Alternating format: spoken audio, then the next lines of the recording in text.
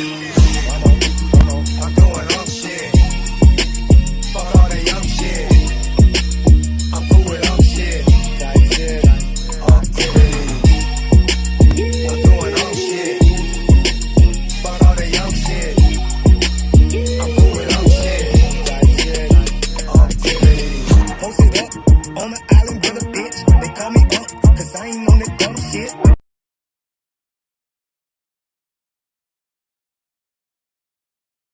What up, what up, what up, what up, what up, people? Welcome back. Welcome back to Unk Be Streaming with Professor Unk in the house today. Today I'm a professor because we're going to be talking about these conspiracy theories, and only a professor like me can really comprehend and understand and break down these conspiracy theories in a way that you can easily digest. At least I hope I can. I think I can. Honestly, I doubt I can. It just depends, on how wild and wacky these conspiracy theories get. I'm not conspiracy theories.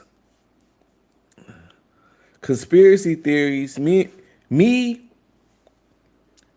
and conspiracy theories have a love-hate relationship. Me and conspiracy theories have a weird relationship. Before we get started, though, I just want to say like, subscribe, comment, and please share. Like, subscribe, comment, and please share. It helps the channel the most. It helps the channel grow. I haven't been streaming on this channel in a while, so I'm completely out of the algorithm, just out of it. So like, subscribe, comment, please share. Please share, please help me out. If you want to support the channel, $ Uncle B Streaming down there right there for the cash out. $1, anything go would be greatly appreciated. With that said, let's get straight to the show. I'm already starting later than I planned on, and I still gotta like do my gym preparations or whatever. Gotta keep these guns right. So conspiracies, me and conspiracy theories, right?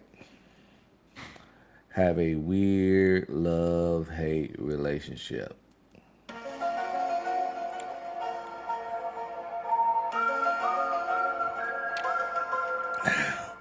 I'm on record for saying multiple times that I feel that conspiracy theories is the latest new age mental illness.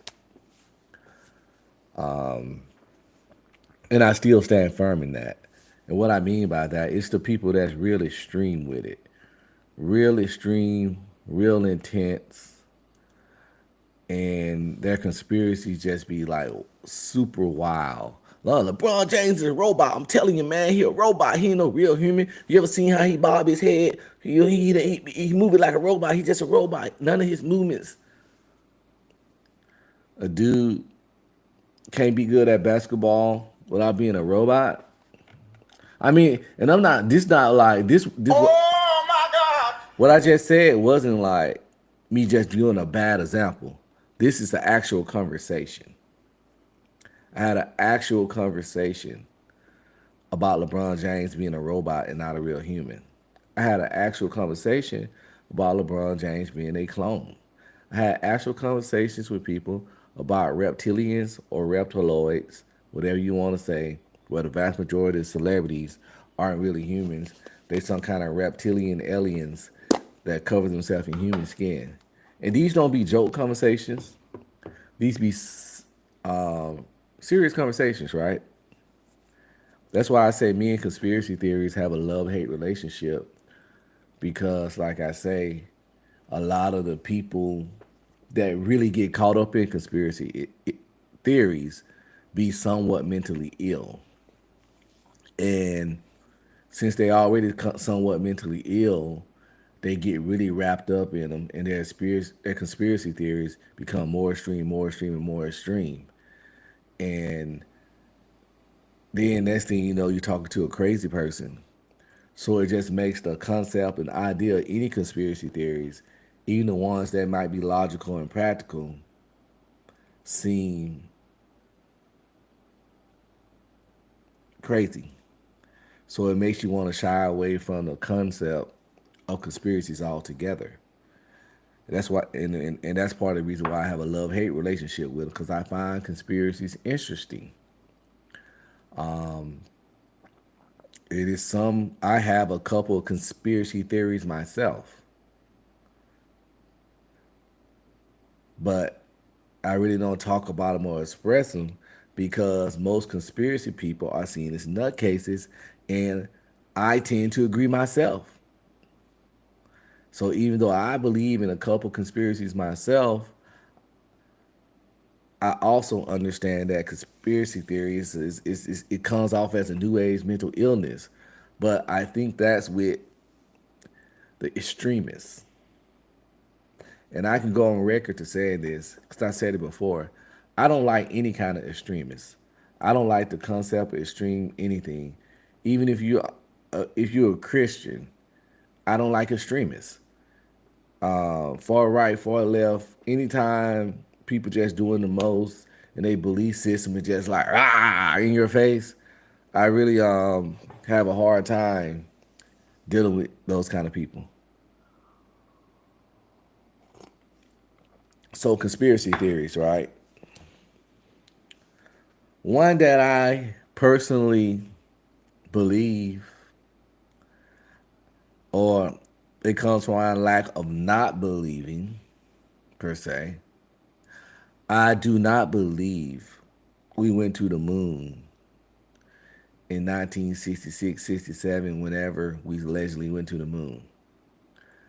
I think all that footage we saw from that moon landing was 100% staged and fabricated. Oh my God!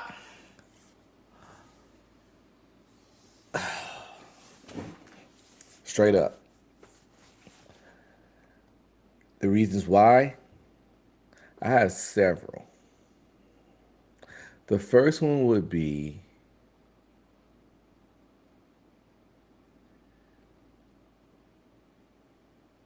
well, let me start over and tell you why I think it all transpired. We got to start at the beginning to really get to this, okay? We got to start at the beginning. Matter of fact, let me give myself a little music. See, I already lost my train of thought. I need a little chill music, something to vibe to.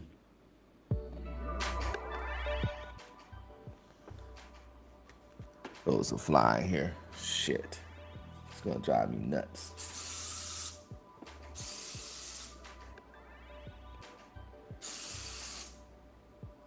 So, we give you a little something. So this how it goes, right? For we come to the moon thing. We were at a little war. I'll be right back.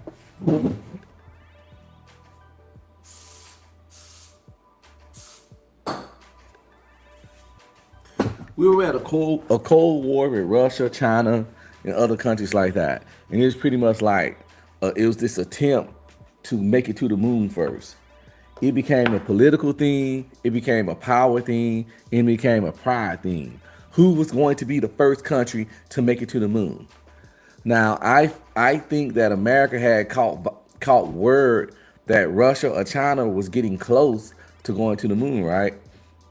So we was trying to get there, but we weren't getting as close. So we came up with the ingenious idea to stage it, to fabricate it.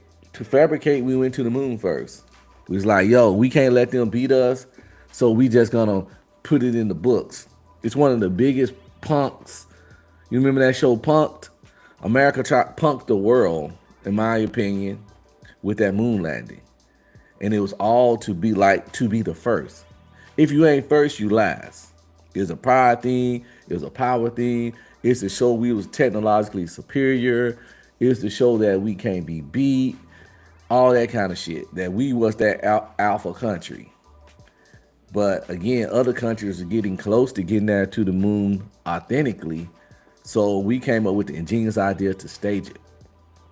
And the reason I think it was staged, well, just the video, the flag stepped on the moon, but the flag all majestically waving in the wind. What wind on the moon? Why was the flag waving? It makes for an awesome picture with the flag, going like it was.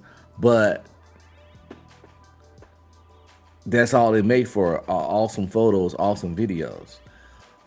The whole phone call that the president had from the moon with the astronauts, I called Cap back in 1960 something. He was on a rotary phone, the he picked up the rotary phone and talked to the dude on the moon from his little office in the White House when sometimes I lose signal in downtown Dallas. Oh, hell no. With all this modern day technology, we losing signal in our cities. We get one bar sometimes. It's certain buildings you can't go inside and keep signal. Yet this man was making a call from the moon that was crisp and clear back in the 1960s. And the president was on a rotary phone.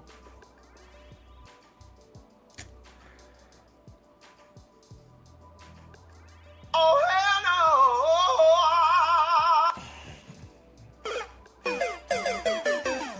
I'm not buying it. I'm not buying it. So, like I say, the phone call was the nail in the coffin for me because it made no logical or technological sense, especially for those times. The videos look sketchy with the props and the flag and all that stuff. It looked like a fucking movie set. In the fact that allegedly throughout the years they lost the technology to get there. If you don't believe me, this is like a researchable fact. They say they lost the technology to get there. That's why they've been back. Think about it. Have we seen the moon landing since? Have we seen any clear people hopping around on the moon since then? I'll wait.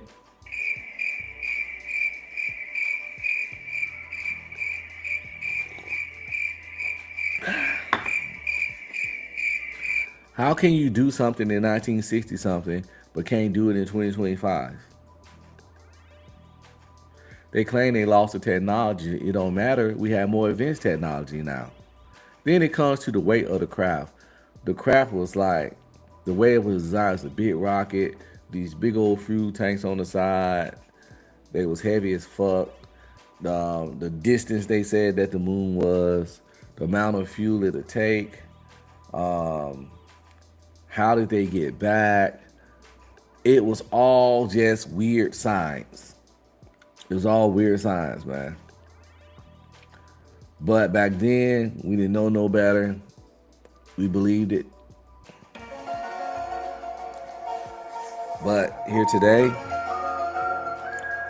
I'll tell you, if you were to look into all the info, like I'm not going to pull up the various YouTube clips that break it all down and stuff because, I don't feel like copyright. We are going to watch a video today about conspiracy theories, so it might talk about the moon landing. I don't know what's in this video. I'm watching it my first time with you guys because that's what I like to do. I like my reactions to be natural and organic. But I also like to, before we get to the review, obviously, I like to chop it up with you all. And, because that's what this channel ain't just about watching other people's stuff and reacting. I like to give original ideas or just talk about what I think about things without being like influenced by like other people's opinion from the videos and stuff. Will the moon landing be on this video? I don't know. Will they agree or disagree with me about it being a conspiracy? We're gonna find out. Would their reasons they say it's a conspiracy be the same as mine? We're about to find that out too. But the shit that's fundamentally don't make any sense when you just look at the specs of the ship itself that they flew to the moon with. Like at one point, I had all this information logged in my head, but I don't anymore. So I'm not gonna go too deep into like giving specs and things of that nature. But trust me, if you got some free time one time, look into it and you'll be like, wow, they literally deep faked the whole country. They deep faked us back in the 60s with this moon landing. They punked us. They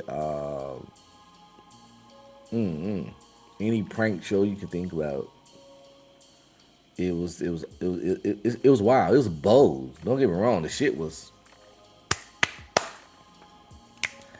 bold as fuck. You gotta salute the scam lightly. Scam lightly.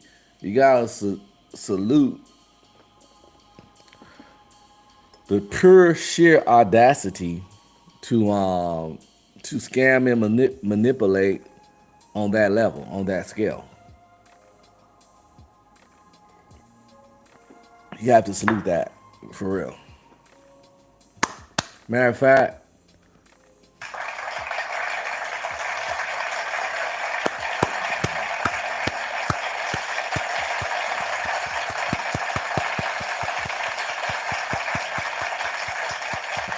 woo, USA, USA, because that was some high level. We gonna trick the world, and we gonna stand on it. Cause that's the thing about that kind of high level lie. Excuse me. That kind of high level lie, you can't take it back. Once you tell the lie that lies to billions, you gotta stand on that shit to the grizzave. It ain't no takebacks with that level of deceit and manipulation per se, right? So, what's your conspiracy theory? Because I think even if you're not a conspiracy theorist, where you just into it, all the conspiracies of the world, even if you're not that guy, even if you ain't got the foil cap on and all the other bogus bullshit, right? Even if you're not that guy, I think everybody has that conspiracy theory, you know?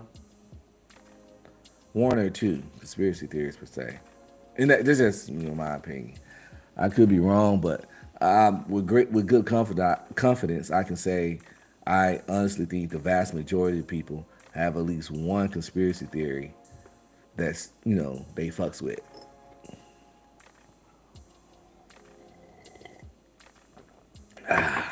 So let me pull up this video so we can get into it, man. By the way, like, subscribe, comment, and please share. Like, subscribe, comment, and please share. You want to support the channel, the cash out down there, $ be screaming. Anything will go directly into from $1 on up. Will go directly into funding the channel. As far as for the software, the hardware, and the various apps I use to make the content as it is today. So, where are we? Watch later. We got. All right, this video is titled. Over the unaugmented. This video is titled 21 Conspiracies You Can't Unlearn. It's by this guy called Maker. I'm already subscribed to him, so please subscribe to Maker. I will be tagging his channel in the description. Fair use, and all that. Hopefully, we'll see if he one of those guys. There's only one way to find out. I'm just sharing the information. I will be doing my commentary, blah blah blah, all that stuff, because I respect people's hard work. So, Mr. Maker, you don't have to worry about me just letting your video play without adding on to it. But anyway, let's go.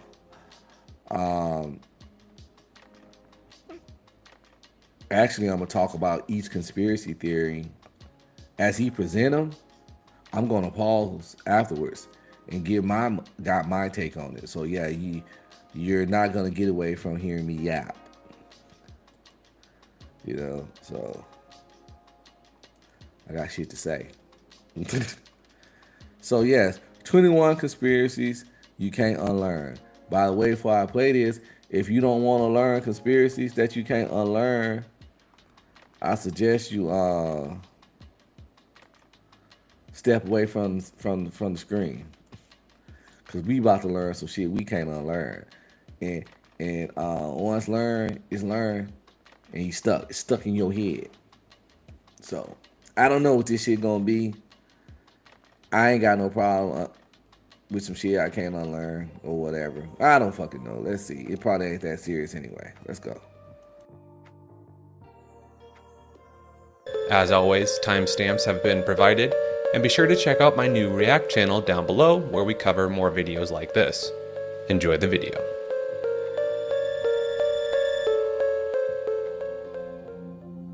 Transhuman authoritarianism is the dark potential of merging humans with machines. Several tech giants have patented neural interfaces that could transmit thoughts between people. Military researchers have developed hive mind technology. I have to check out real quick when this video was made. It was made 3 months ago. Just making sure. I don't want nothing too dated. Yeah. So this is current conspiracy information. 21 conspiracies you cannot unlearn. Let's dive into it.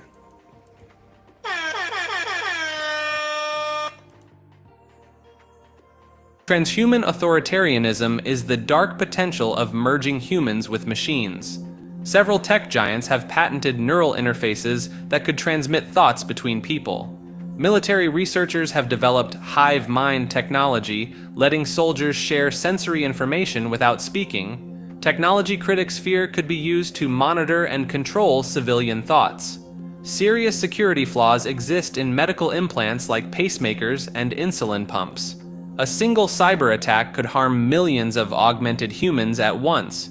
Think tank documents suggest brain-computer interfaces aren't just about progress, but about the power to patch human consciousness like software, creating unprecedented social control. Early transhumanist writings mentioned selective enhancement, giving advanced augmentations only to certain groups, creating a two-tier society where enhanced humans rule over the unaugmented. Code in prototype neural interfaces reveals built-in kill switch functions. Like a computer virus, a malicious signal could spread through connected humans, shutting down their vital biological functions. Post-simulation society refers to the theory that our reality is actually a testing environment where newborns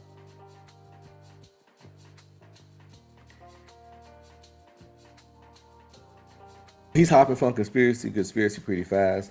So we're going to start with this one. Transhumanism, authoritarianism. Transhumanism. Yes, that is a thing.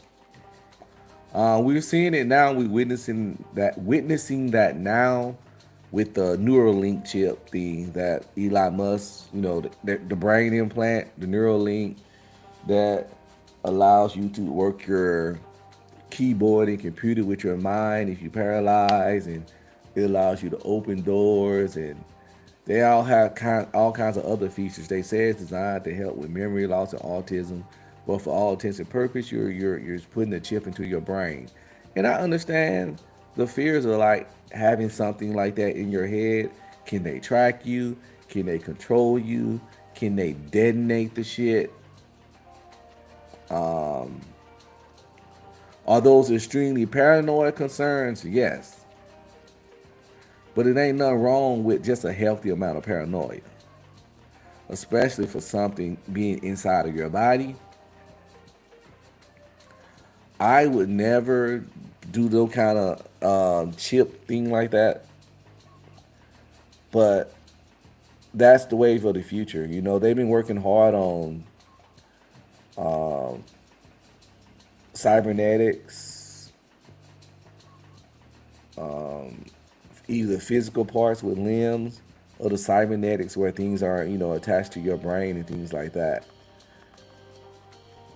A lot of the science behind the stuff can be very beneficial to humans, to disabled people, to amputees and things like that. So I don't like to go all super dark, evil, want to control the the populist conspiracy theory when it comes to stuff like that. But it doesn't change that even if the surface level attentions or the actual attentions come off as really positive and humane, it doesn't mean that the same technology can't take a dark turn. Because once the chip's in you, the chip's in you, regardless of what the pamphlets say the stuff was used for.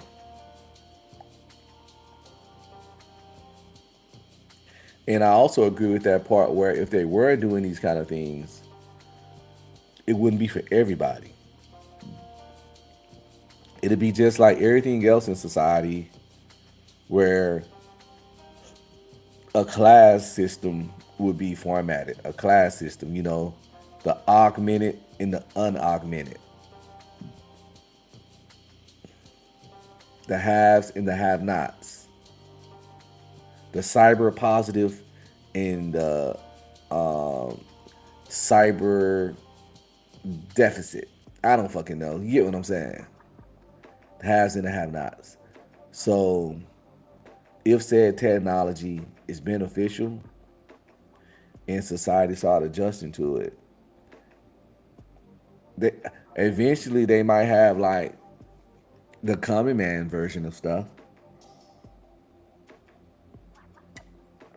but it's still always going to be levels to it. Transhumanism. Transhumanism definitely being utilized as a way, as a form of, in my opinion, is part of the quest for immortality.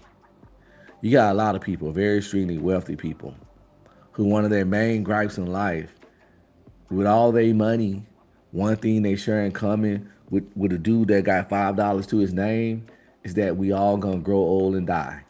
Oh my God! And a lot of people think like, I'm so rich, I'm successful, I have all this, I done all this. Why does my life have the same, end date or value or pretty much the same level of expiration as this guy over here that didn't do shit for society? I matter. I should live on to contribute in all my greatness. Why am I going through the same shit this person going through? So it's come definitely from a level of arrogance of feeling better than.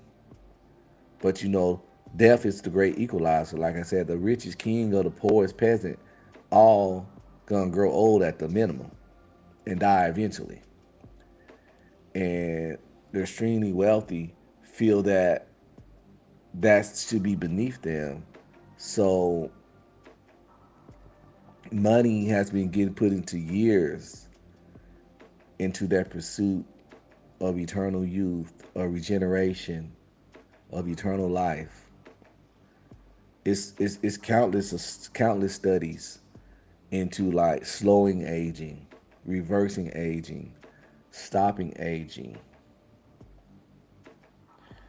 And I think it's going to the science part of the transhumanism. If we can't stop this aging body, can we transfer the human mind into another body?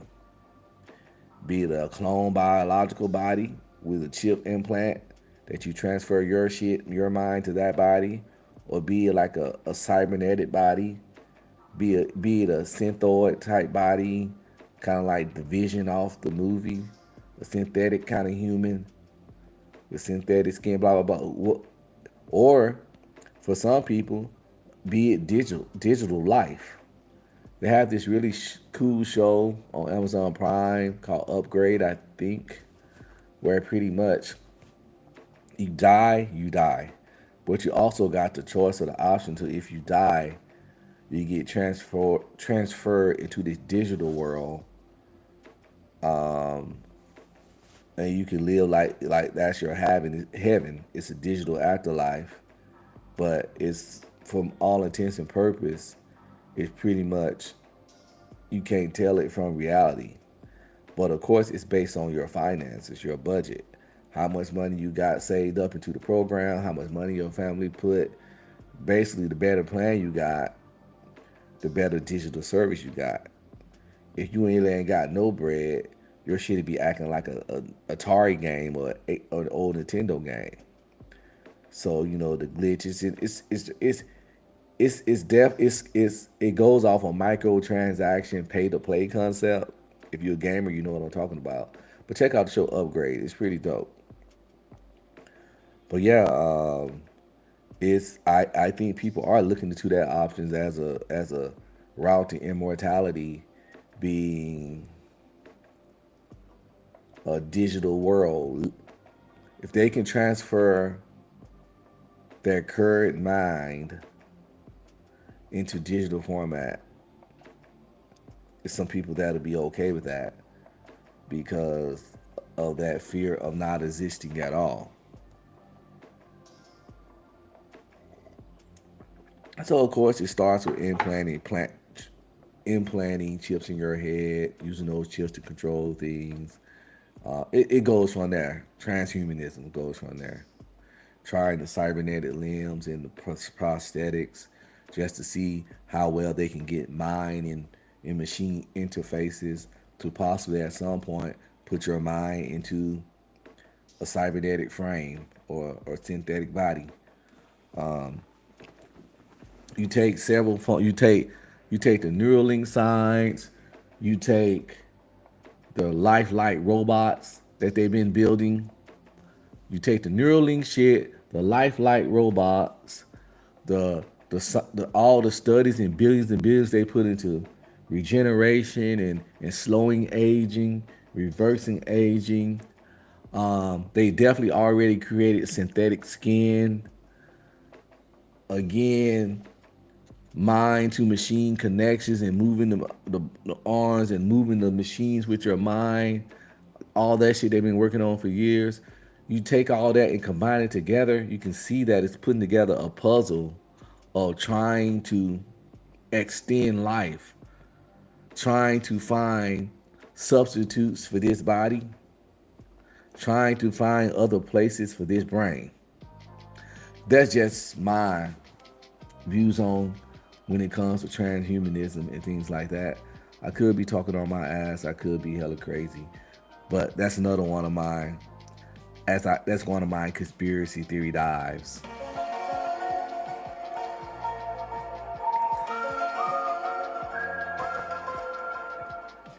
But we're gonna get back to the video because I did all that talking, and he on his second point.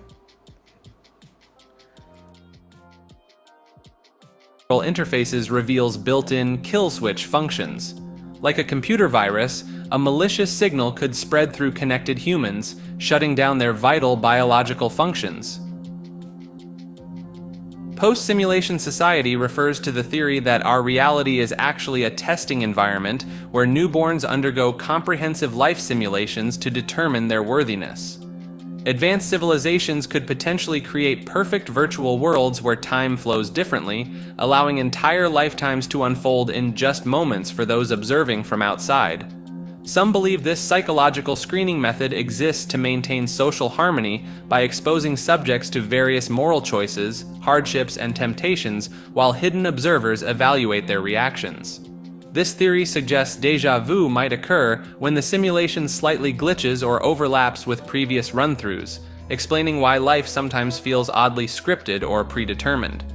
Proponents argue this system would efficiently solve multiple societal problems at once, filtering out harmful individuals before they cause damage and controlling population without physical intervention. The process would be considered humane since failed subjects would simply never wake from their simulated life, with no awareness of their rejection. In this view, natural selection continues, but with consciousness and moral character as the deciding factors rather than physical traits, meaning everyone alive today has already proven their worth through countless virtual trials. Presentism acceleration.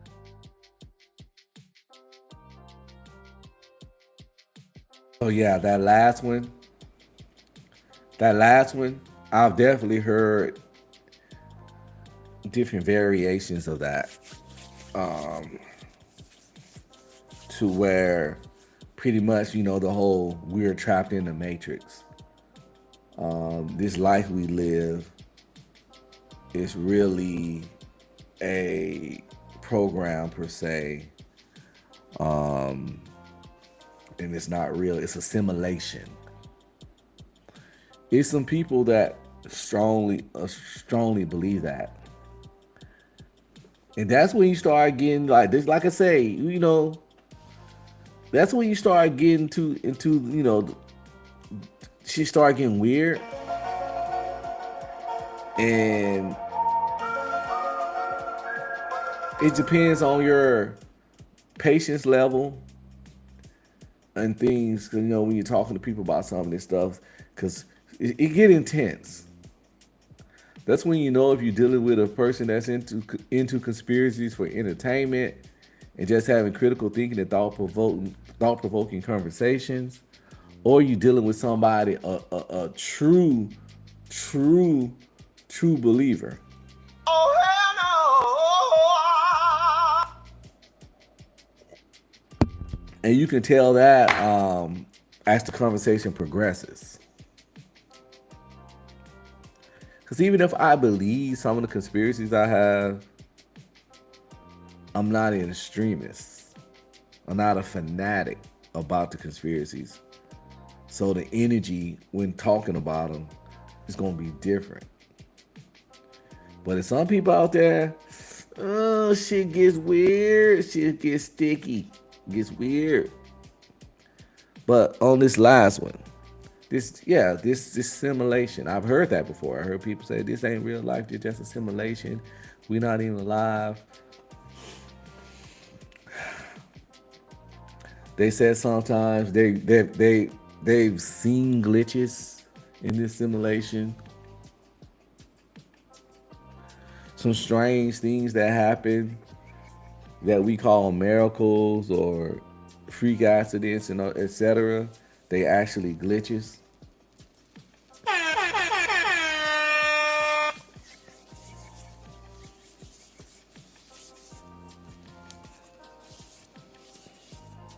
I feel alive. I feel alive. This feels real. This pain I just feel when I pinch my face. My face ain't as pinchable as it used to be. I'm losing weight in my face. My wife used to like my chubby cheeks, but they ain't really as chubby as they used to be. Anyway, so what was I saying? Oh yeah, it feels real to me. I personally don't think this assimilation that we're living in right now, and I get it. I've seen strange things in this world too. They're like, yo, this can't be real. It's got to be fucking the Matrix. I might have even seen some things that you can consider that might look like a glitch. But for this one, this conspiracy theory just doesn't have me sold yet. It's just a simulation. This shit is amazing because life just feels too fucking real.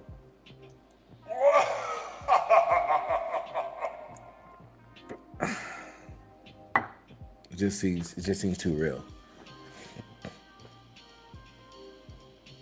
Now, another conspiracy theory for me is this one of my personal ones. I think what's this shit? Sorry, I didn't sleep good last night. Another conspiracy theory for me is that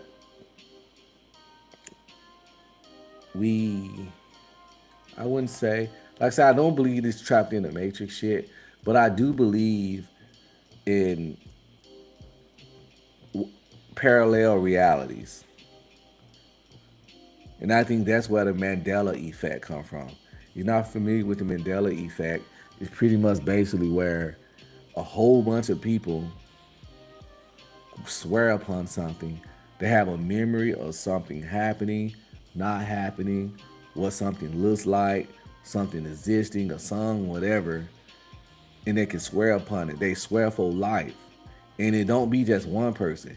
You can find hundreds of thousands, not millions of people that swear they saw this, they read this, they know this. Like, you can't tell them they're wrong. But after research, you find out they're wrong. But even when they hit it, I'm like, no, I'm positive that this happened. I seen this, I heard this. I know. There's no way. I think that comes from, let's say, we're going to use numbers to make it make sense. These ain't no numbers from no science. Again, we talk conspiracy theories here.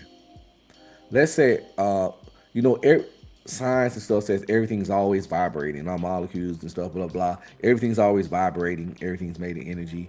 We're vibrating now just on a subatomic level, blah, blah, blah. So everything vibrates on a frequency. So let's say Earth vibrates on a frequency of 9.6. Okay, that's the frequency. All matter and everything on Earth vibrates 9.6. Let's say it's another version of Earth that vibrates on 9.5. So it's slightly off frequency from us. Therefore, it's a different reality and slightly different. But since it's so close, occasionally, periodically, we'll go down to 9.5 and the two frequencies will be in sync. And occasionally, they'll come up to 9.6 and they'll be in sync with us. And those times when the frequencies align, when we go down to 9.5, those are the times when, during that time frame, we're in a united reality with them. And often, while in that time frame, that's when we get memories from that timeline, from that parallel Earth. So while we down at 9.5, we might see something like, yo, Nelson Mandela died in 86. And when we go back to our frequency of 9.6, those memories are still there. And the thing is, the differences in the frequencies are small, therefore the differences in the worlds are small. So when you go down to that, when you go to that other reality on the other frequency, you don't really notice it because the differences are minute. Now, our reality is on the 9 point, let's say, I'm just making a number, 9.6.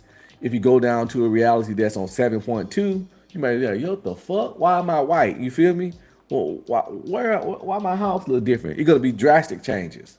But if we at a 9.6, it's a frequency at 9.5. You go there, you chill there. You might be there for a week, a day, 2 days, 2 weeks, a month before the frequencies get back to unaligned. So, but while you there, you living life. So you're reading stuff, you're watching the news, you're hearing stuff. And again, you might hear or see something that's minute and different in that world, but you saw it. So it's in your memory now. Then you get back, and when you see your version of it, you like, what the hell? Oh, hell no. That's where I think the Mandela effect stems from. Something around that line. But that's just my conspiracy and theory on where alternative memories and things of that nature come from.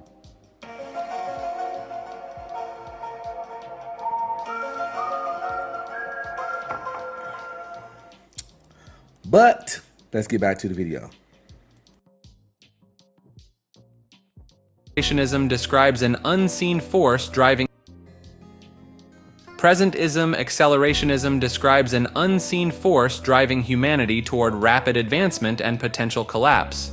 Evidence shows human progress has dramatically accelerated from the slow pace of early civilization to our modern breakneck speed. The shift from horse-drawn carriages to self-driving cars happened in just decades, while earlier innovations like the wheel took centuries to refine. This growth extends beyond technology. Earth's population stayed under 1 billion for most of history. This one called presentism accelerationism. Sounds very made up, but we gonna go back because I have a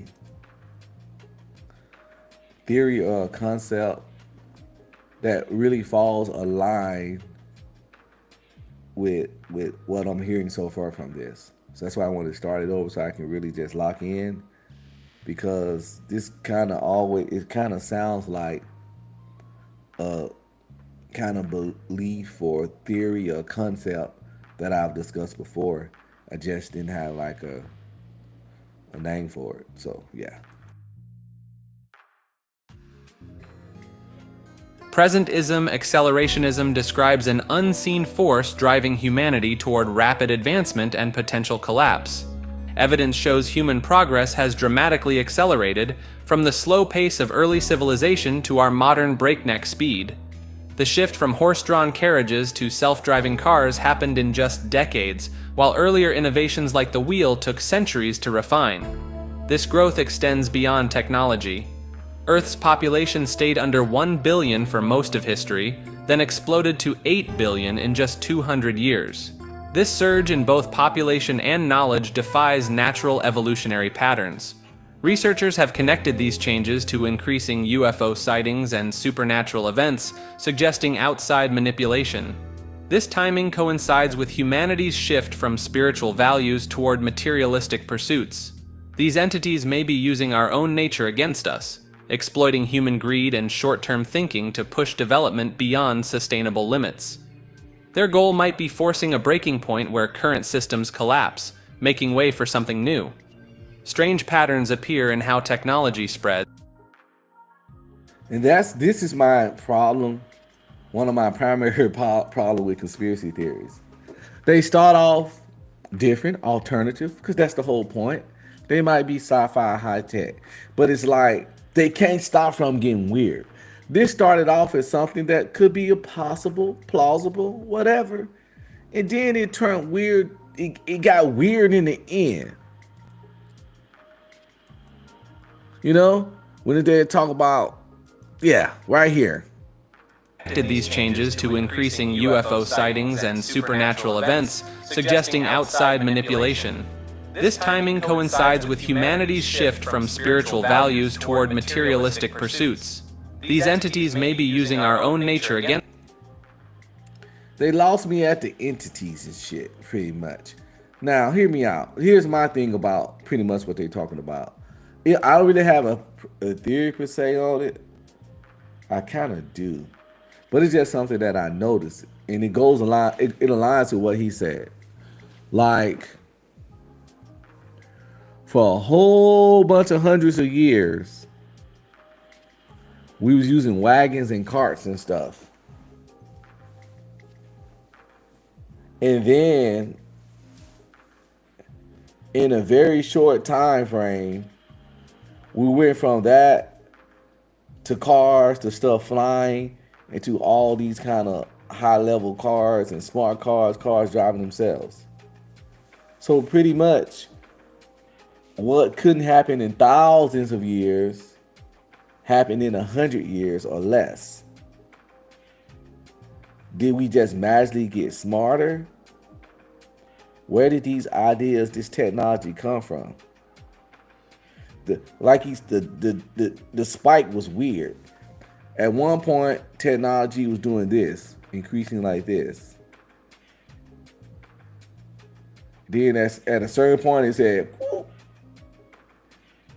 You know what I'm saying? So it's just doing a slow, then spiked up.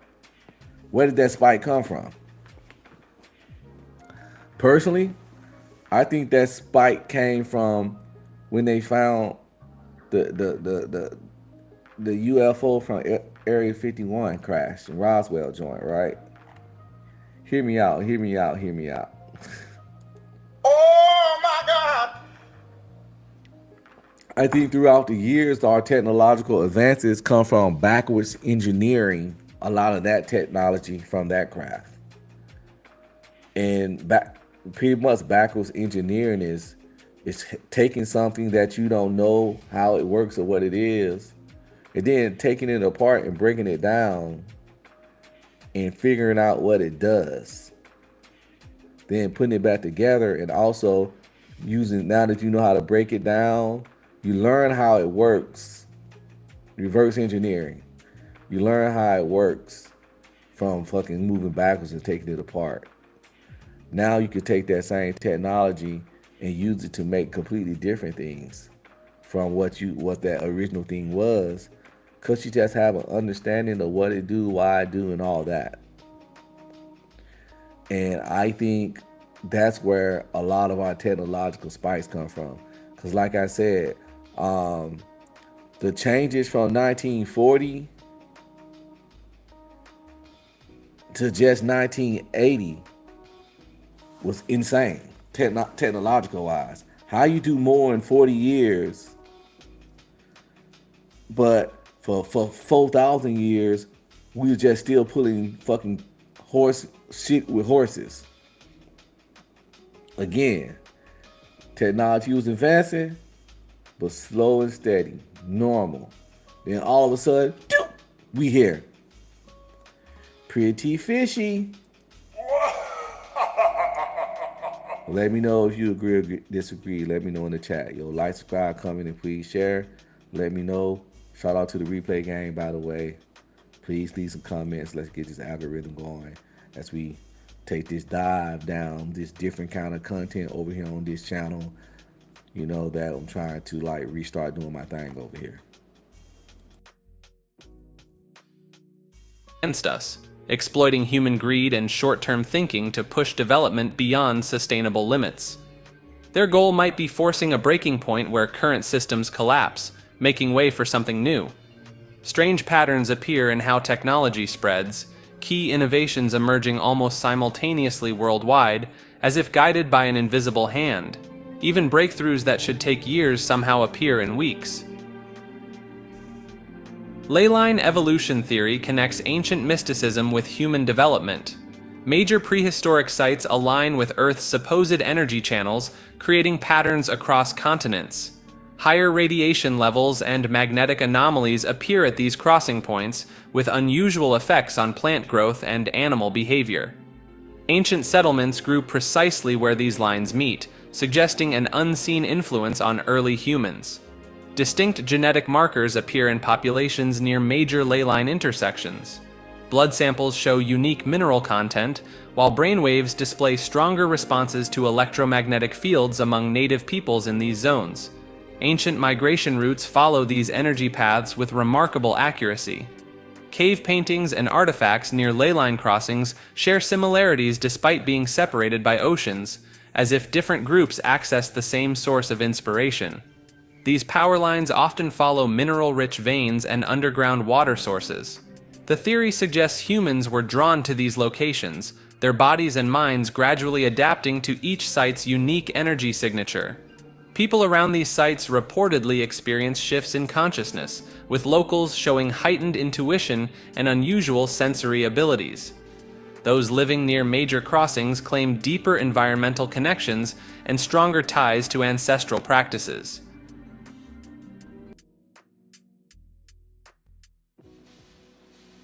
I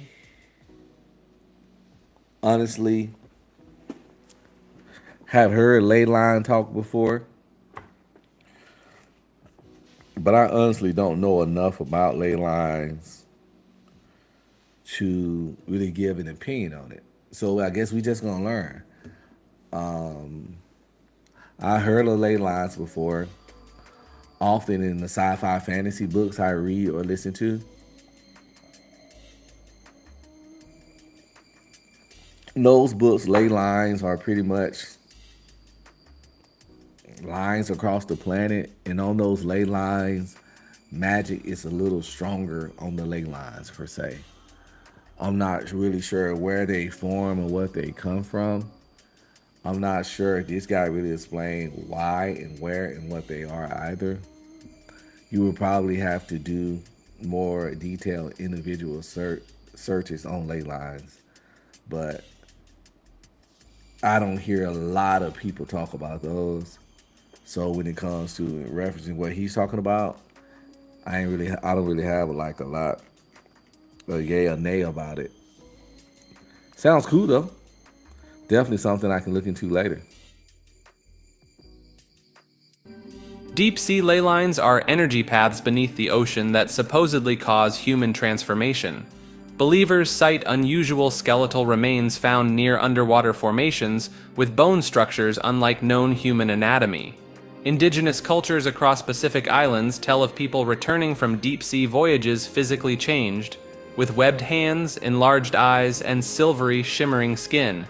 These stories appear across centuries and in locations thousands of miles apart. Classified naval documents allegedly describe encounters with humanoid creatures near deep-sea thermal vents along these prehistoric power lines. Sonar operators reported movement patterns too intelligent for marine animals, yet too fluid for normal divers.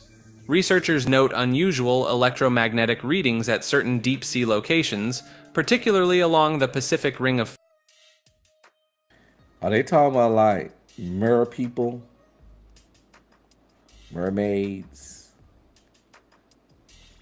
mermen, Atlanteans, and things of that nature? It seems like that's what he's referencing. I was having a conversation the other day about Atlantis, and we came to the agreement. Well, agreement with just I agree with what he said. Was that I believe that an island can sink, a city can sink, and there are nations and cities underground that once was above water, but now they underwater. But are they like scaly fish people or water breathing people or like underwater living people and the city still active and functioning underwater? We're not so sure about that. Even though they are parts of the ocean that's so deep and dark that they haven't been explored or we still can't make it. Still though, first of all, anybody living down there, they definitely got pretty much superpowers, because just to withstand the pressure of all that water and death and to be able to move down there, you would have to be one tough motherfucker. So, if there are Atlanteans living down there, we better be glad that they can't come up for air. Because if they were to come up for the air, after being able to live and thrive down there, they come out that water. And if they could deal to be in the air, we ain't fucking with them at all. At all. Oh my God! They would be so much stronger than us. So much tougher, so much durable. That is like ridiculous. Cause I don't know how deep a human can go before getting popped like a bust like a grape, but it's not that deep. So yeah, if they can just live down there and can move in that amount of water without, you get what I'm saying. You understand that shit. You saw what happened to that poor submarine that one time, and many submarines throughout history, or in all this deep diving stuff. You gotta be a tough motherfucker to not be in any kind of sophisticated machine and thrive in the depths of the sea. Plus, it's extremely cold too. Fire. These energy fields might trigger genetic changes in human tissue. Multiple missing person cases involve experienced divers who ventured into these areas. Their final radio transmissions mentioned strange sensations, impossible colors, or urges to swim deeper. The few who returned showed physical changes like increased lung capacity and enhanced night vision. Military studies from the 1970s supposedly documented experiments with deep-sea habitation near these ley line intersections. The program ended after test subjects developed unusual skin patterns and shared dreams of ancient underwater cities. While most files remain redacted, medical records hint at unprecedented physiological adaptations. I understand. Yo, that was a good one. That was a good one. I'm not gonna lie. And I understand why some people can really get wrapped up in this stuff. Logical people, smart people, intelligent people. And there's nothing wrong with this. Because it's interesting. It's worth researching. And you can't believe and trust everything the government say. And I can understand why the government would keep a lot of this information away from the common people, because it's just certain shit we not equipped to handle. My main thing with conspiracy theories is, number one, the people that take advantage of the ill, of the mentally ill.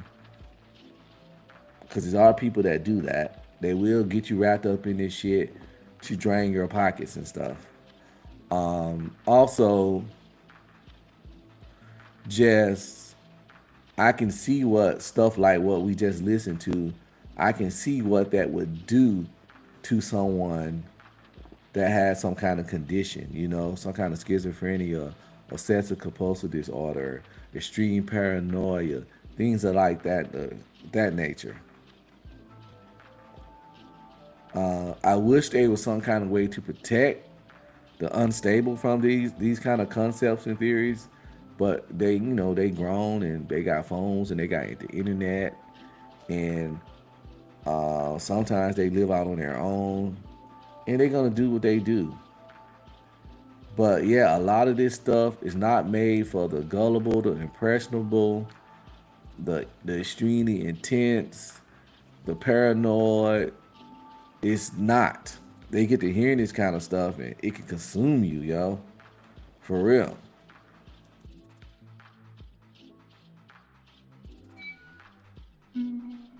Like this video and subscribe to Maker. Quantum universe is a theory that connects how we think and feel with the true nature of reality. Some evidence hints that real consciousness might be much rarer than we believe, with most beings simply running on autopilot. The theory suggests that in our reality, most people might be non-conscious copies following programmed patterns, similar to background characters in video games. These NPCs would act human, talk, and appear to have emotions, but would lack true self-awareness. Some mathematical models show consciousness might be spread across parallel worlds, with only one real version of each person existing somewhere in the infinite web of realities. This authentic self would always survive deadly situations by shifting to a reality where they lived, while their copies could die normally. This idea builds on quantum physics, where particles exist in multiple states until observed. Similarly, consciousness might exist in a quantum state across universes, but only be truly alive in one. Like how a video game only creates what the player can see, reality might only generate true consciousness where necessary. Pareidolia is our brain's tendency to see meaningful patterns, especially faces, in random stimuli. Ladies, look at me. Now look at your man. Now look back at me. Now look at your... Like how a video game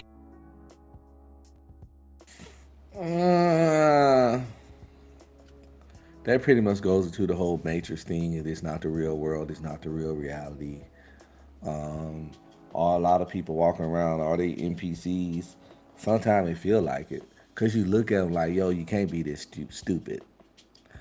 I see stuff all the time that makes me feel like it's a lot of NPCs around here. Because something is crashing out and just these decisions that's being made. It's like it's nowhere you're a completely functioning, logical fucking adult and you made this decision. Like we constantly see every day where people make what we think might be decisions and we be like, yo, there's no world where you thought this would end well. Prime example, a year or something ago, or maybe longer, is a viral video of this guy that was in court. He is facing some charges, some shit he clearly did. He didn't even deny it. He just wanted another chance, even though he's been in front of that judge multiple times. He clearly didn't want to go to jail, fear jail. Didn't want no part of jail. For whatever reason, as much as this man didn't want any part of jail, as the judge started reading off his sentence, he had the amazing idea to run towards the judge, dive over the stand, and slam her to the wall and start beating the shit out of her before other guys had to jump on him and beat him up and pull him off her. You already in jail. You already facing charges. You already didn't want to do the little time for the charges you had. And because you was about to, you decided to do something that's going to triple your time later on. It wasn't no getting out that courtroom. You weren't going to beat up the judge long. That sounds like some NPC shit. It's stuff like that that sounds like maybe this person was just following their programming. They didn't have no say in it. They was following their programming because you are an NPC, because there's no way that was a conscious fucking choice. So I don't believe in this conspiracy, this theory, but at the same time, I get it because yes, people be on some NPC shit. Another example out here in Dallas, this girl was walking down the street in Deep Ellum. It's this nightlife area out here in Dallas, if you're familiar. Her and her guy was walking out the street leaving the club. For whatever reason, her guy took his finger out, and as a white Mercedes was going by, he put his finger on the car and just like touched it, and his finger ran across it. Why he did that, I don't know. Keep your hand off other people's shit. It's ill stupid. But so they stopped the car, and the passenger got out. And the passenger got out with a gun for whatever reason. Again, he was the passenger. So this guy touching random cars going by the road, weird. The guy get out the car to confront him about it when it wasn't even his car, weird. He got out, he had a gun in his hand, extra as hell. For whatever reason, the guy that touched the car that was with his girl, he saw the guy had a gun, whatever was said. It's video of this shit, by the way. So he reaches into the girl's purse to get a gun out of her purse. What made him think that he can go in a purse and get a gun off before a guy that already got a gun in his hand? I don't know. So he reached that, came out with the gun. The other guy started shooting. They shoot at each other. The girl ended up getting shot. The guy that was with her didn't. And I think at some point the guy was with her shot back at that guy that did the shooting, but he didn't hit him. And now she's dead. The guy that got out, the passenger of the car that was greatly offended by the guy touching the car, is facing murder. And the John Wick ass guy that goes in his girlfriend that's touching cars for some weird reason, Mr. Diddy, the car diddler, aka also John Wick, that goes into his girl purse to get a gun to have a shootout. In reality, yes, the dude was weird. Yes, she had a gun, but diving in your girl purse to get the gun to have this shootout probably will end up getting her killed. It's one of those with keeping it real goes wrong, left and right. But all this whole story, this behavior is makes so much, it's so illogical for adults to get caught up in this kind of shit. It feeds the concept and the narrative of this being a simulation and people are NPCs, because this is some pre-programmed Grand Theft GTA character kind of behavior. Because who the fuck would really do this on their own accord? You know, like, what the fuck we talking about here, right?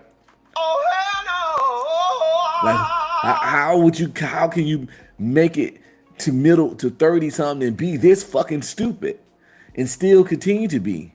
You got to be a non-playable character. You got to be an NPC, right? So I can get where what feeds into this shit. By the way, like, subscribe, comment, and please share. Like, subscribe, comment, and please share. Shout out to the replay game. When y'all come back throughout later this week, y'all still can like, subscribe, comment, and please share. I will reply to any comments in a very timely and respectful manner. If you agree or disagree with anything I say, or got any other suggestions on content and ideas and things of that nature. Also, if you want to support the channel until I get monetized, $ Unc be streaming right there. $1, anything up will go directly into funding the channel for the software, hardware, and various apps I use to give you the content that's presented to you today. Anything would be greatly appreciated. Also, if you want to support my book, I do have a book out I wrote called Truth and Reality Undefeated, The Gender War. It's available on Amazon. It's in Kindle,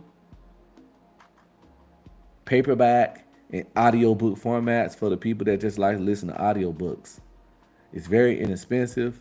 If you got Amazon Prime, you get all kinds of discounts, or you down there can get it for free. I don't know, I'm not sure. But definitely if you got Prime, you get mad like discounts and stuff on it. You go on Amazon, you type in Truth and Reality Undefeated, the Gender War, just type it in just like this, and it'll come up. You'll see this cover. It's an easy read, fun read, good listen. I try to keep biases out of it, fair and impartial. It's informative. So far, I got good reviews on it from people that read it, or listened to it. It's very affordable. Check it out if you're into audiobooks, books, or reading.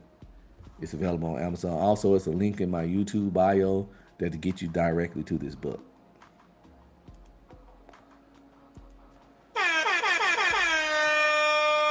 Anyway, back to the programming.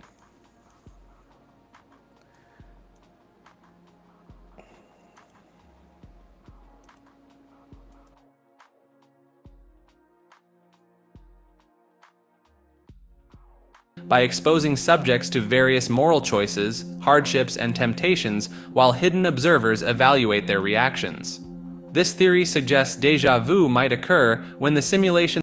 Similarly, consciousness might exist in a quantum state across universes, but only be truly alive in one. Like how a video game only creates what the player can see, reality might only generate true consciousness where necessary. Pareidolia is our brain's tendency to see meaningful patterns, especially faces, in random stimuli. Ancient cultures believed people who saw divine faces in nature possessed special wisdom. Research shows our brains react strongly to eye-like patterns even when we know they're not real. This phenomenon activates the same neural pathways whether viewing an actual face or just face-like patterns in objects.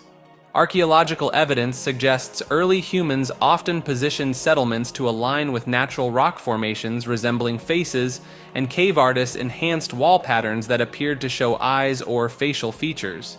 Studies indicate people reporting more spiritual experiences tend to detect more faces in random patterns and notice subtle facial features faster than others. Many religious sites worldwide incorporate natural formations that seem to be watching observers. From astronomical phenomena like the Eye of God nebula to the face on Mars, some theorize these recurring patterns might indicate a universal consciousness attempting to communicate through familiar forms. Ethno-spirituality.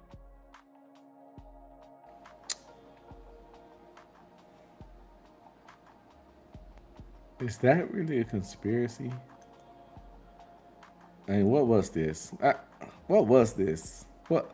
This one was. Well, we're gonna run this one again, people. I'm sorry. I have to lock in. I gotta get. Yeah, just sorry about that. It's short. Pareidolia is our brain's tendency to see meaningful patterns, especially faces, in random stimuli. Ancient cultures believed people who saw divine faces in nature possessed special wisdom. Research shows our brains react strongly to eye-like patterns even when we know they're not real. This phenomenon activates the same neural pathways whether viewing an actual face or just face-like patterns in objects. Archaeological evidence suggests early humans often positioned settlements to align with natural rock formations resembling faces, and cave artists enhanced wall patterns that appeared to show eyes or facial features. Studies indicate people reporting more spiritual experiences tend to detect more faces in random patterns and notice subtle facial features faster than others. Many religious sites worldwide incorporate natural formations that seem to be watching observers. From astronomical phenomena like the Eye of God nebula to the face on Mars, some theorize these recurring patterns might indicate a universal consciousness attempting to communicate through familiar forms.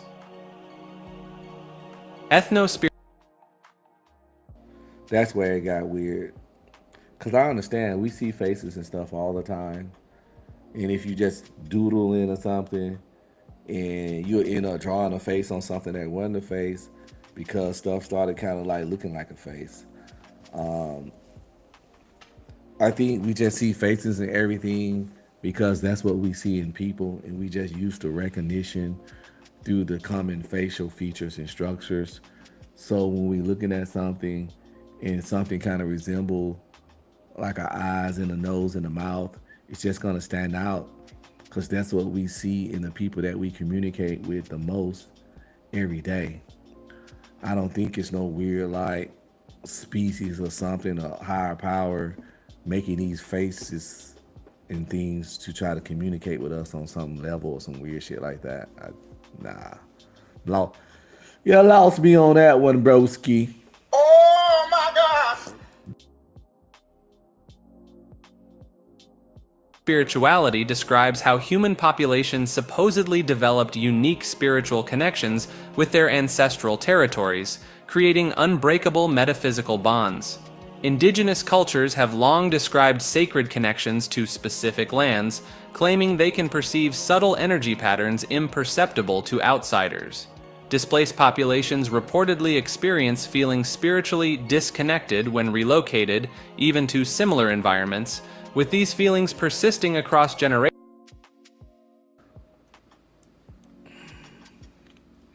Were they spiritually disconnected or simply homesick? Or is being homesick,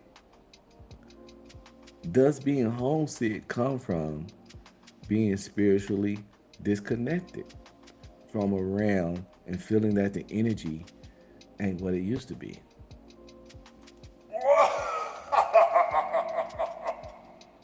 I'm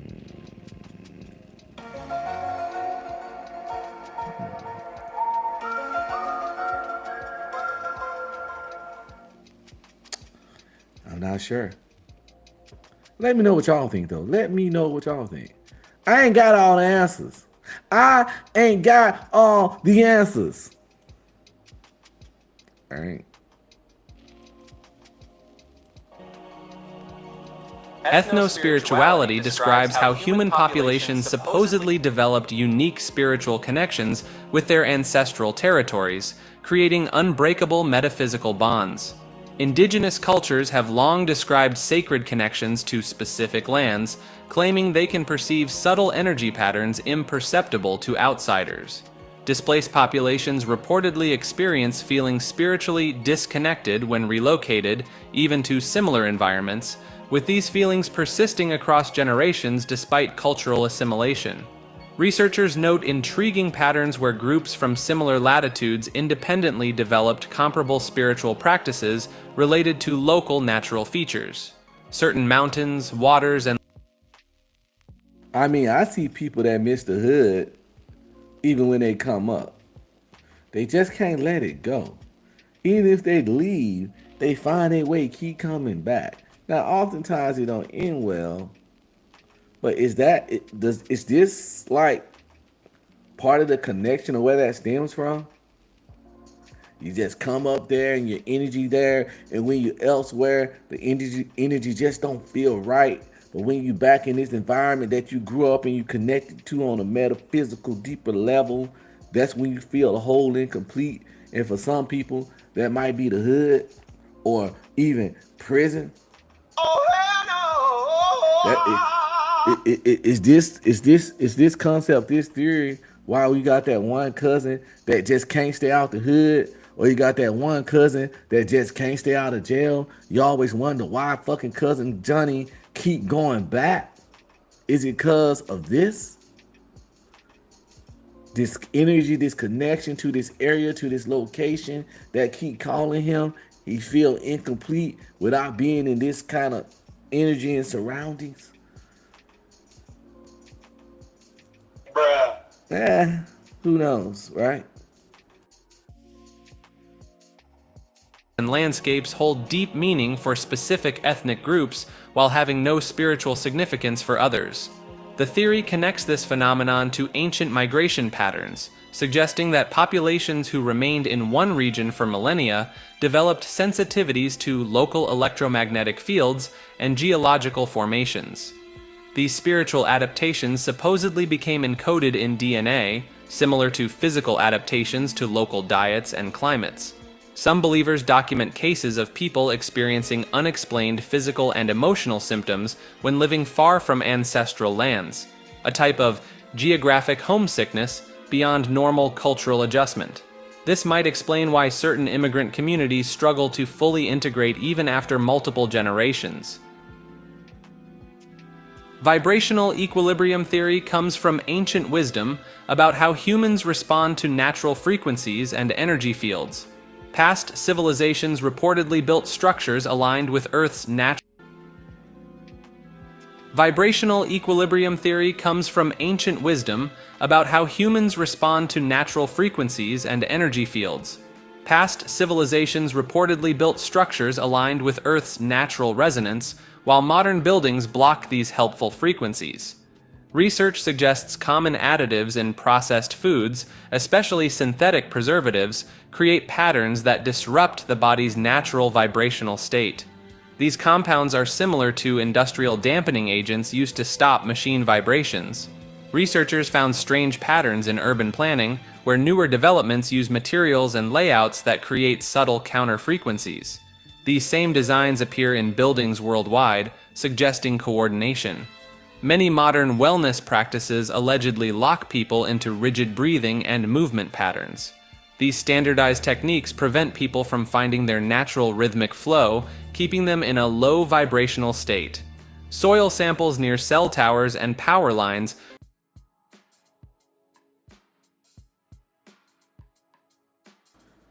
Damn.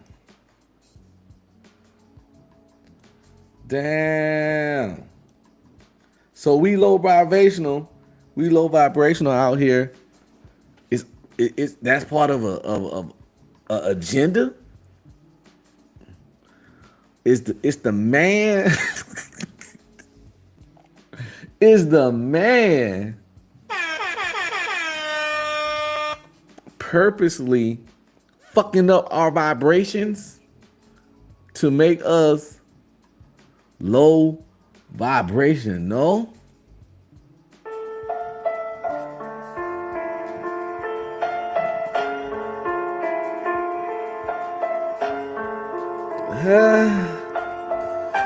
Are they? Whew.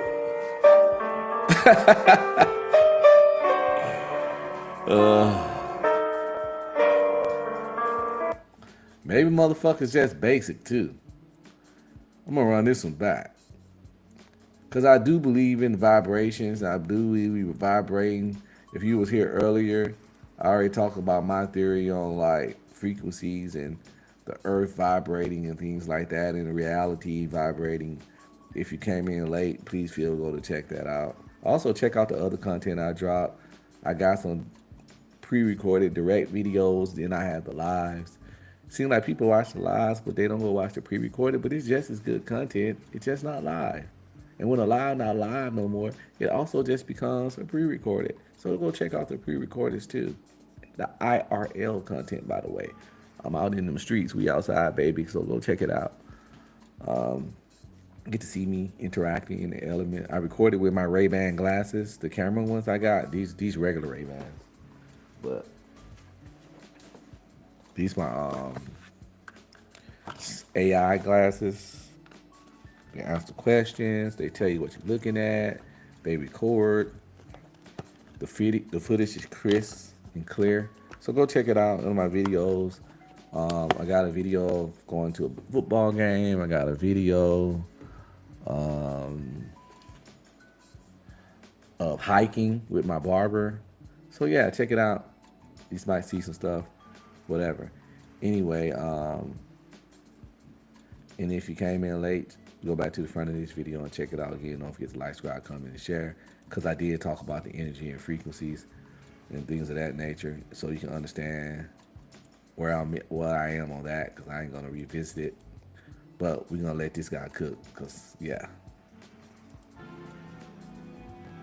Vibrational equilibrium theory comes from ancient wisdom about how humans respond to natural frequencies and energy fields.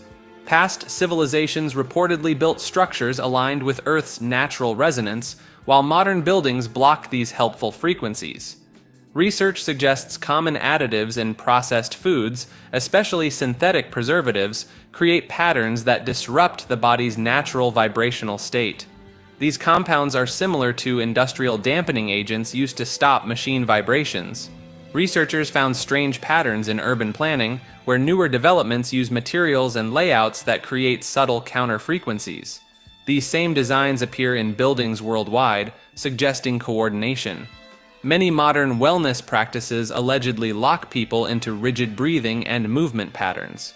These standardized techniques prevent people from finding their natural rhythmic flow, keeping them in a low vibrational state. Soil samples near cell towers and power lines showed altered crystalline structures compared to untouched areas.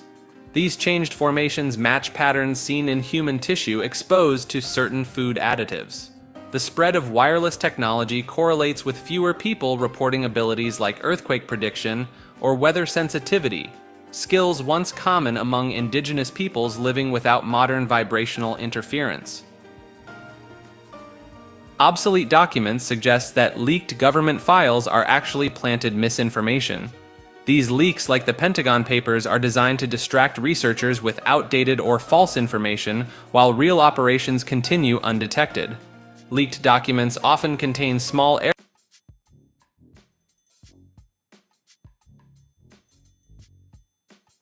Now this is something that I always believe. I believe that they often leak stuff enough to keep people. They leak enough stuff to keep people calm or keep people content. They leak things also to make the people that know the truth look a little crazy. Like, I always think they interview the craziest UFO people just in order to, when it's a person that's credible, you already connected in your head the 20 toothless hillbillies or whatever, or just extreme fanatics that you saw talking about it. So when a good witness says something, he already kind of like, maybe this guy crazy. You know, it's your mind frame on these kind of people is already tainted. They release just enough. I think they release just enough, and they control and manipulate what they release to condition us to think and feel a certain way about these things. So when some real evidence or some good or some shit come out, we already like, it's just another conspiracy nut. It's just some more of this bullshit. It's just another fake video. That's why I honestly think the government create some of these fake UFO videos and they release them and they create these fake sightings that eventually found out to be some CGI or just a spot on a person's camera or some kind of manipulation or hoax that a person did. So when a real video leak, all we're gonna think is just another hoax. It's a regular old Jedi mind trick. They pretty much gaslighting the country. We purposely create fake videos that look fake. Like they take their time to make bad cell phone videos or fake UFO shit, and they release it to the general public. Now we're gonna think every video is fake, even when the real one come out. It's all, I think, is preemptive strikes to control the narrative and keep a certain mindset on the narrative for certain kind of things, so we can't form our own. Our mind is already poisoned and tainted by the fake content. That's just what I think about that in reference to, fake documents and fake information and fake things of that nature. I think it's purposely done to control our state of mind or what we think about said things beforehand.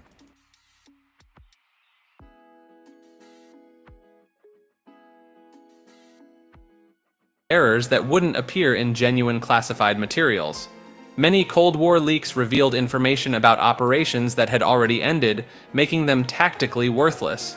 Whistleblowers behind major leaks often received surprisingly light punishment compared to those who exposed truly sensitive information. Most widely circulated leaked documents contain just enough classification markings to seem real, while missing standard security features of actual secret files. Researchers noted that major leaks frequently coincided with the quiet implementation of unrelated government programs, providing perfect cover for genuine classified operations. The suspicious timing of certain leaks, often emerging when public attention needed to be diverted from other political developments, suggests calculated release rather than true whistleblowing. Staged uprising theory suggests that every revolution in history was actually planned and orchestrated by powerful groups behind the scenes. Evidence points to deliberate economic manipulation and strategic.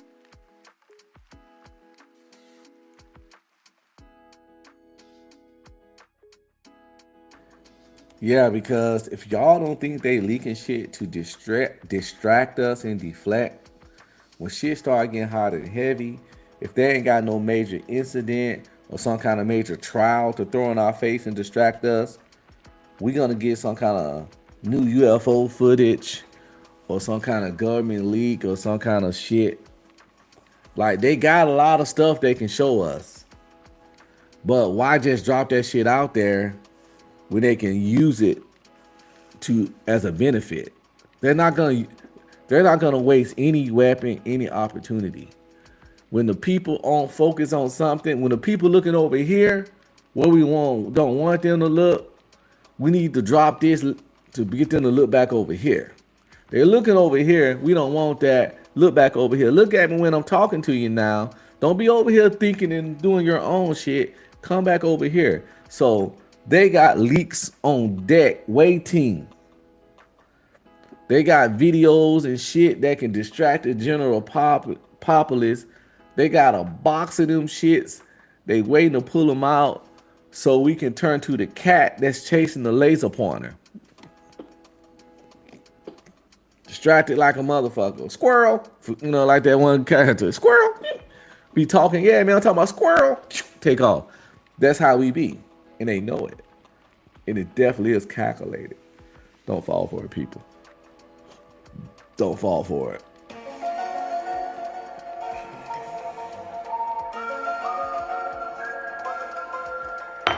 But let's get back to the fuckery.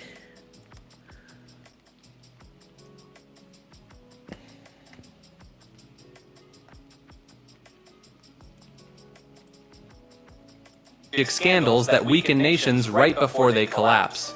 Revolutionary leaders often receive mysterious funding from untraceable sources months before their movements take off. Banking records reveal suspicious transfers to offshore accounts just days before governments fall, suggesting possible payoffs to key figures. Media coverage follows eerily similar patterns across different uprisings, peaceful protests that gradually escalate powerful groups behind the scenes. Staged uprising theory suggests that every revolution in history was actually planned and orchestrated by powerful groups behind the scenes. Evidence points to deliberate economic manipulation and strategic scandals that weaken nations right before they collapse. Revolutionary leaders often receive mysterious funding from untraceable sources months before their movements take off. Banking records reveal suspicious transfers to offshore accounts just days before governments fall, suggesting possible payoffs to key figures. Media coverage follows eerily similar patterns across different uprisings. Peaceful protests that gradually escalate after convenient mistakes by security forces that fuel public anger. Researchers found that supposedly unrelated grassroots movements used identical tactics, slogans, and even graphic designs, many tracing back to the same handful of non-profit organizations. Government records show some regimes mysteriously ordered their military to stand down during peak unrest, while deposed leaders later enjoyed luxurious exile instead of facing consequences. Meanwhile, select trading groups somehow perfectly anticipated which industries would benefit from specific government collapses, making massive profits across multiple revolutionary events spanning decades. Energy coagulation is a mystical concept about gathering and concentrating spiritual energy from human consciousness.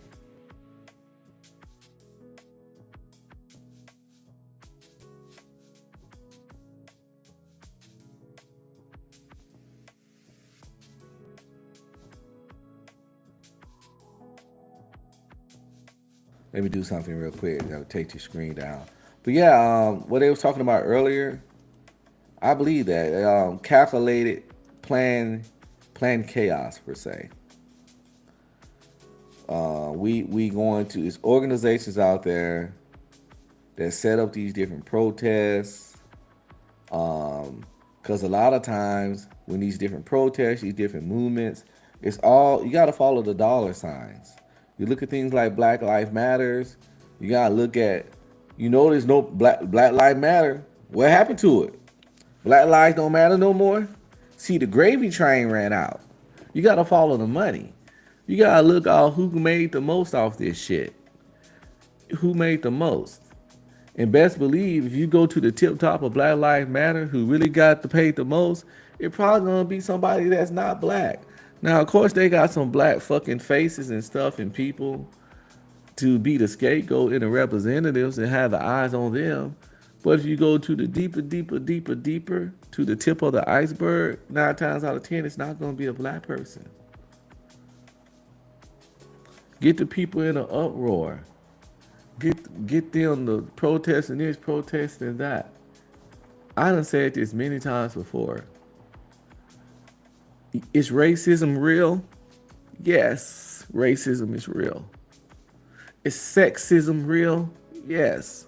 Is ageism? All them isms, they real. But they not the biggest problem. It's classism, socioeconomic class. I strongly know that a rich Caucasian, extremely conservative man, straight man, a rich Caucasian, extremely conservative straight man will break bread with a black, gay, liberal man that's rich too before he let a poor Caucasian man that believes the same thing he believes come into his house. Classism, not race. You can be the same race, but if you fucking broke as fuck, they not gonna want nothing to do with you.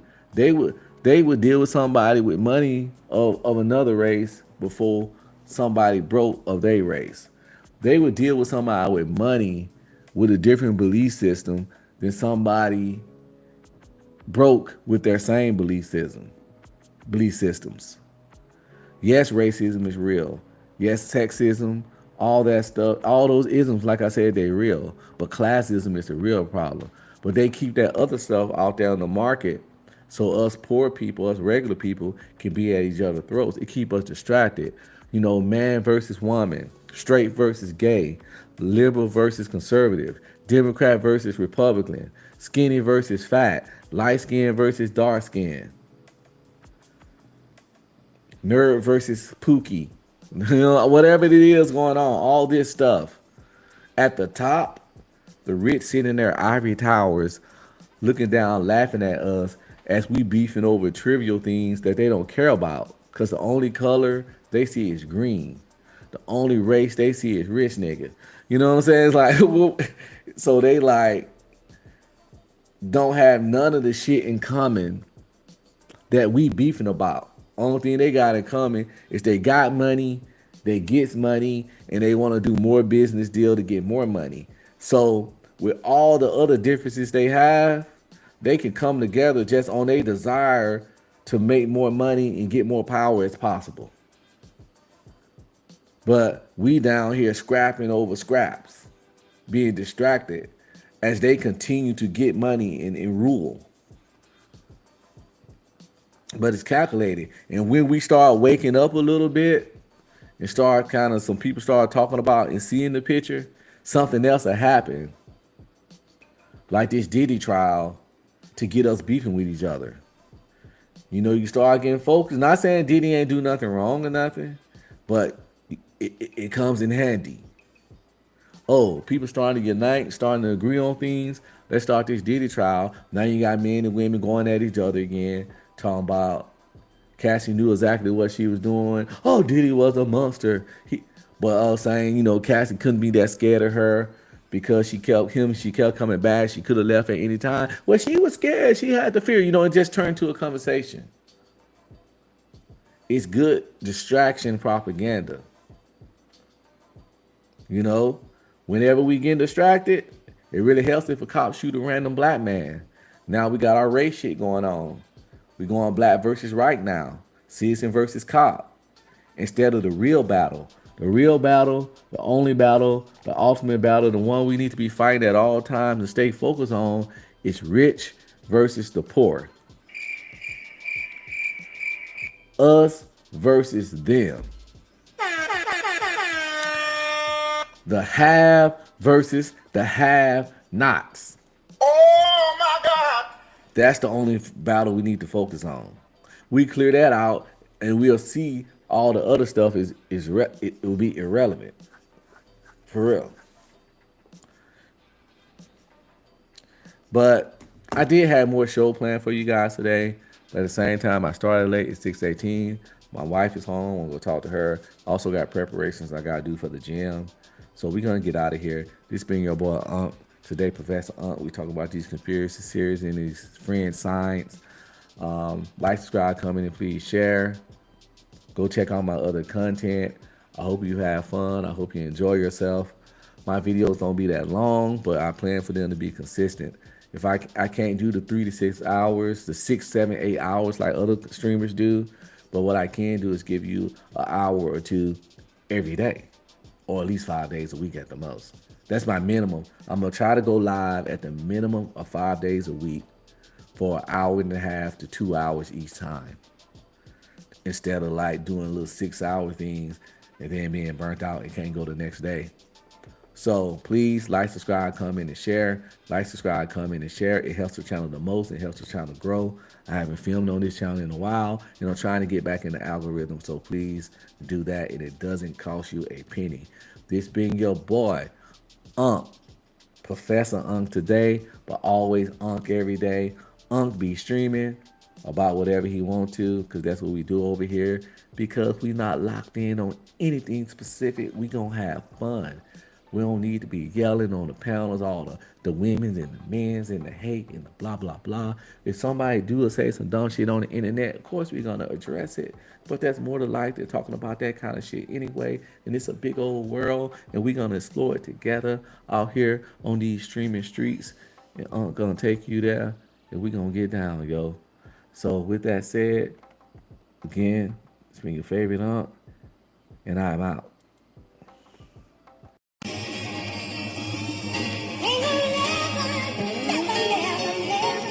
Type shit.